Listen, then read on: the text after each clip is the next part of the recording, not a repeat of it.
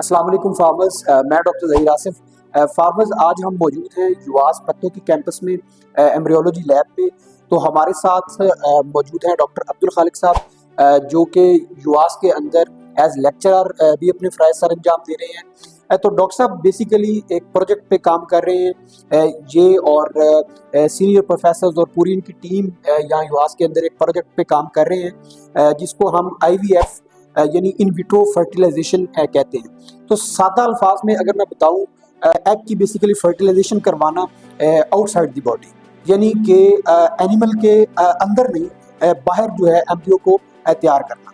तो मैं डॉक्टर साहब से आज पूछूंगा कि किस तरीके से इन IVF का हमारे आम फार्मर को या हमारा जो लाइफ स्टॉक का सेक्टर है उसको किस तरह से इस प्रोजेक्ट का या इस टेक्निक का फ़ायदा हो सकता है। तो डॉक्टर साहब हमें आप बताइएगा कि इन विट्रो फर्टिलाइजेशन का एक आम फार्मर को या जो हमारे पाकिस्तान के अंदर फार्मिंग हो रही है उसमें हम क्या इम्प्रूवमेंट इस टेक्निक के ज़रिए लेकर आ सकते हैं। बिस्मिल्लाहिर्रहमानिर्रहीम। डॉक्टर साहब बहुत शुक्रिया, आप यहाँ पे तशरीफ़ लेके आए। डॉक्टर साहब, इसका ये जो टेक्निक है बेसिकली एम्ब्रियो ट्रांसफ़र टेक्निक है, और हम IVF भी इसको कुछ लोग कह देते हैं कि IVF टेक्नोलॉजी। तो आम तौर पर जब हम कहते हैं कि जेनेटिक इम्प्रूवमेंट की जब हम बात करते हैं तो कुछ टेक्नोलॉजीज़ हैं जो हमारे पास हैं।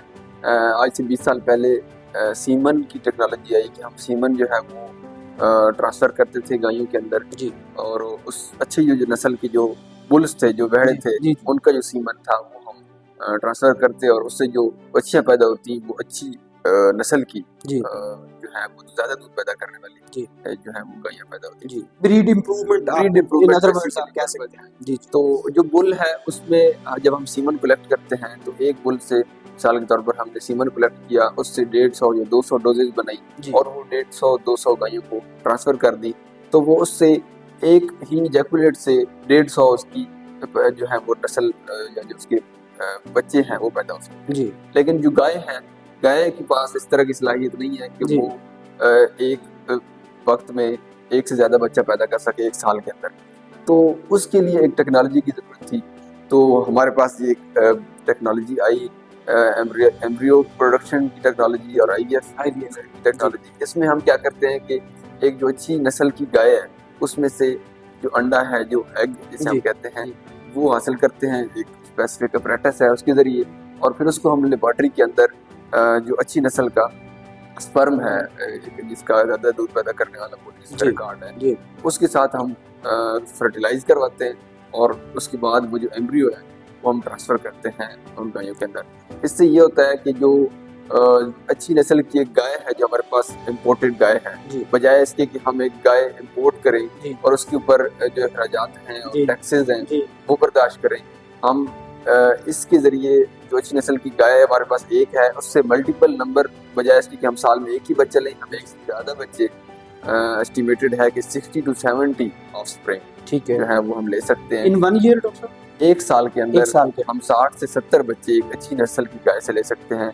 अगर हम उसी को गब्बर करें तो वो एक ही बच्चा दे सकते हैं। बिल्कुल ऐसा। हम उस जानवर को गब्बर नहीं होने देते और उसी में से ज़्यादा तादाद में हम अंडे कलेक्ट कर लेते हैं, एग्स कलेक्ट कर लेते हैं और उसको हम जो अच्छी नस्ल के जो हमारे पास बुल्स होते हैं उनके साथ क्रॉस करवाते हैं और उनसे जो बच्चा बनता है वो उस नस्ल का होता है जो कि हाई जेनेटिक मेरिट रखता है। और फिर हम उसको किसी भी गाय के अंदर ट्रांसफर कर सकते हैं जो जिसको हम फोस्टर मदर या अल्फाज में किराए की माँ कहते हैं। तो उसके अंदर सिर्फ बढ़ोतरी पाता है, उसकी जो मौरूसियत है, उसकी जो नस्ल है, उसमें उस जो किराए की माँ है उसका कोई हिस्सा नहीं होता, उसकी जो नस्ल है वो वही होती है जिसका। तो डॉक्टर साहब, जो आप फोस्टर मदर कह रहे हैं जिसके अंदर आप एम्ब्रियो को रखेंगे, ठीक है, तो वो जो आप फोस्टर मदर है वो भी अच्छी ही नस्ल की होना जरूरी है, वो भी एक इम्पोर्टेड एनिमल होना चाहिए, या वो आप लोकल जो हमारे पास यहाँ पे एनिमल है किसी के अंदर भी रख सकते हैं? डॉक्टर साहब, वो जो फोस्टर मदर है उसका सिर्फ ये है कि वो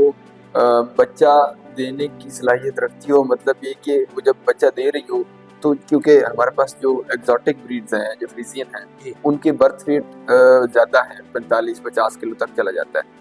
तो जब बच्चा दे रही हो तो उस वक्त उसको डिस्टोपिया या वो मसाइल ना हो, बच्चा पैदा करते हुए मसाइल ना हो कि उसकी जो साइज है थोड़ा बड़ा हो। यानी जानवर का BCS अच्छा होना चाहिए, साइज में अच्छी होनी चाहिए, हेल्दी एनिमल होना चाहिए, हेल्दी एनिमल और चाहे वो लोकल ब्रीड से हो, उसका कोई मसला नहीं। जो उसकी नस्ल है वो कोई भी हो, ठीक है, सिर्फ उसकी ये है कि वो उसने एक आध दफा पहले बच्चा दिया हो, ताकि वो जब बच्चा इस दफा दे तो उसको कोई डिस्टोपिया वगैरह ना हो। अच्छा डॉक्टर साहब, ये तो अब सारी बातें हो गई। अब बेसिकली हमारा जो एक आम फार्मर है या हमारा ग्राउंड लेवल का जो फार्मर है, कमर्शियल फार्मिंग जो हो रही है, तो इस IVF की टेक्निक के जरिए उसको हम क्या फायदा पहुंचा सकते हैं? आप क्या समझते हैं कि इन फ्यूचर या अभी जो प्रोजेक्ट चल रहे हैं उसको क्या फायदा होगा उससे? डॉक्टर साहब, क्योंकि हमारे पास जो सबसे बड़ा मसला है, दो तरह के मसाइल हैं हमारे। एक तो दूध की पैदावार पूरा करना और गोश्त की जो बढ़ती जो हमारी डिमांड है उसको पूरा करना। तो हम एक हलाल मीट के बहुत बड़ी मार्केट है, बिल्कुल जो दुनिया इस्लामिक वर्ल्ड है वो हमारी तरफ देखती है कि हम उनको हलाल मीट सप्लाई करें। ठीक है। तो उसके लिए भी हमारे पास कोई ऐसी ब्रीड नहीं है। फॉर एग्जाम्पल अगर मैं ब्राह्मण की बात करूं तो उसका हमारे पास सीमन मौजूद है जी। और सीमन उसका काफ़ी एक्सपेंसिव भी है। तो हम ब्राह्मण का जो सीमन है वो लेके, और यहाँ पे जो ज़रा अच्छी मीट ब्रीड है, इस तरह से कंकरेज है या दाजल है या धनी ब्रीड है या साहिवाल की भी ब्रीड है, उसके जो एग्स हैं उनके साथ मिलाप करवा के एक ऐसा जो है वो जानवर उससे पैदा होगा जिसके अंदर जो गोश्त की जो पैदावार है उसकी सलाहियत बहुत ज़्यादा होगी। वो उनका एवरेज डेली गेन जो एक दिन में जो गोश्त को पैदा करने की सलाहियत है वो कोई आम से चारे के ऊपर वो ज़्यादा होगी बनिस्बत इसके जो हमारे आम जानवर। और डॉक्टर साहब, ये तो हो गया फैटनिंग के हवाले से, और डेयरी के हवाले से हम किस तरह इसको देखते हैं? डेयरी के हवाले से डॉक्टर साहब इस तरह है कि क्योंकि दूध की जो पैदावार है, ह्यूमन की जो फूड है, वो एक बहुत कंसर्निंग ग्रोइंग इशू है। तो जो दूध की पैदावार है उसको भी बढ़ाने के लिए इसका अहम किरदार है। वो इस तरह है कि जो हम हमारे पास जानवर हैं दूध पैदा करने वाले जिनमें ज़्यादा सलाहियत है दूध पैदा करने की जी, हम उस जानवर को सिलेक्ट करते हैं जिसका 30 लीटर 35 लीटर 40 लीटर दूध है। हम उसके जो है वो एग्स जो है वो कलेक्ट करते हैं। तो उसके एग्स के साथ हम एक अच्छी नस्ल का जो सीमन है वो क्रॉस करवाते हैं, और उससे जो नंबर ऑफ एम्ब्रियोज हैं वो मल्टीपल होते हैं। ठीक है। ऐसा नहीं होता कि वो एक जो अच्छी नस्ल की गाय है वो साल में एक बच्चा नहीं, हम उस अच्छी नस्ल की गाय से हो सकता है महीने में 10 बच्चे पैदा कर। ठीक है। तो बेसिकली हम जो नंबर ऑफ काफ है उस पे हम काम कर रहे हैं। बेसिकली आप कह सकते हैं कि बजाय इसके कि जो मदर है वो एक ही बच्चा दे एक साल के अंदर, तो उसकी बजाय हम उससे मल्टीपल जो है ऑफस्प्रिंग जो है ले सकते हैं। तो ये एक व्यूअर्स बहुत ही अच्छा प्रोजेक्ट है। इंशाल्लाह ताला पाकिस्तान के अंदर लाइफ स्टॉक जो हमारा सेक्टर है उसके अंदर इससे बहुत ज़्यादा जो है वो इम्प्रूवमेंट आएगी, और मज़ीद भी और भी डिफरेंट प्लेटफॉर्म्स हैं जो इस पर बड़ा ही अच्छा काम कर रहे हैं। तो बहुत शुक्रिया डॉक्टर साहब आपका, आपने हमें टाइम दिया।